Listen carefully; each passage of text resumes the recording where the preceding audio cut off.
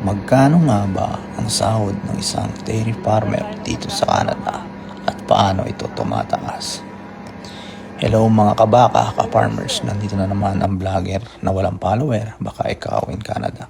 Paano nga ba tumataas at magkano ang sahod ng isang dairy farmer dito sa Canada?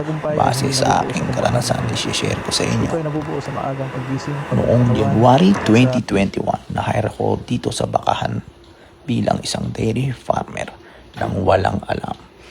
Ang sahod ko pa lamang noon ay $14.50 Canadian dollar. Tinuturuan pa lang ako ni amo ng mga panahong iyon.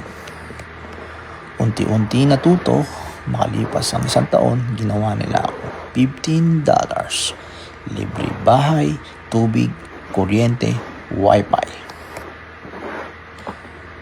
Nagdaan na naman ng 3 buwan, tinasa na naman nila ako ng $15. Nang ika-18 months ko na, nakita nila na mapagkakatiwalaan ako at natuto ko ng iba't ibang makinarya at panggagamot ng mga baka. Tinaasan na naman nila ako ng $20. Every time na may natututunan ako, tinadagdagan nila ang sahod ko. Isipin niyo na lang, every year may natutunan kayo.